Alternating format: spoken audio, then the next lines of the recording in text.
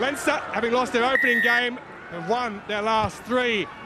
And underway we are from the off. But it's been turned over into the hands of Leinster again, and it's Max Deegan who moves it wide. He's 17 stone, getting it out into James and Gibson Park. Gibson Park back on the inside with Prendergast. Prendergast is going to get to the line, and Prendergast is going to score. Down that far-hand touchline. Advantage being played. It's Keenan who has the ball. He looks to flick it up. He can't do that. Advantage still being played, and they've got numbers by the looks of it here. They throw the ball wide into the hands of Jimmy O'Brien, and he finds himself unmarked, steps back inside. Look like they're going to get another penalty with the advantage being played for collapsing that maul. So this is a free play through Osborne into the hands of Prendergast, to O'Brien, to Keenan, and out onto the right-hand side. They step back inside. Jordan Lama into the hands of Osborne, who's just short of the line. So they're a major out. Gibson Park into the hands of Deegan. And it looks like they've almost counter-rucked there to get through and pinch the ball. But it is Scarlets who've managed to... I think Doris was lucky there not to be... I thought he was coming from an offside position, but... Almost a little cynical. But play goes on and the Scarlets have the ball. And they get across the line, and it is a try to the man who was sin-binned after only 32 seconds, Johnny Williams. It's out the back from Prendergast into the hands of Osborne, and further out again, Hugo Keenan. Well, he made a tackle a moment or two ago. There are numbers here. There are numbers back on the inside, and it is the co-captain, Gary Ringrose, who scores the 4th try, the bonus point for Leinster.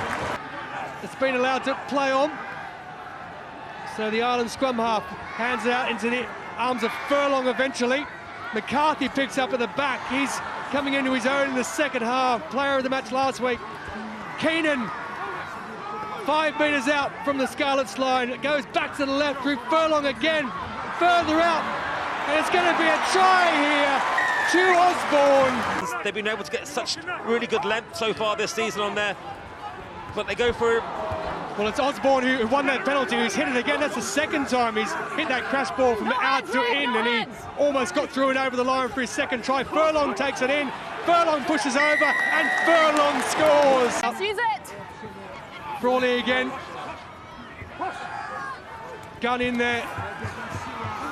And Leinster probing, looking for a 7th try. The bonus point and the win in the bag, and advantage being played. Yep. Gunn looks to the left. Osborne, over he goes. Okay, 9, use it.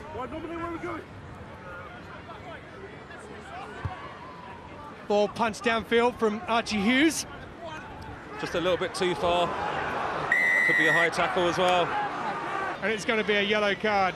Yeah, I mean, if there's a change of direction there, it's very minimal. But, you know, give the player a benefit, yeah. It's direct to the head, but there's a change in direction. The man from St Michael's College, 6'6" frame on him, as Gunn, who's quite at the opposite end of that spectrum of height, gets in there and pinches it out from that ruck. O'Brien, Osborne, further out into the hands of Deegan, and he's going to go across and score his 2nd try. Well, he's on 1,001 points. This will take him through to 1,003. He does that.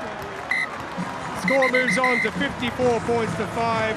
3 tries in the first half through Prendergast, O'Brien and Deegan. 5 more followed after the half-time interval. Scarlets had got back into the contest after being down 19-0 and went into half-time at 19 points to 5.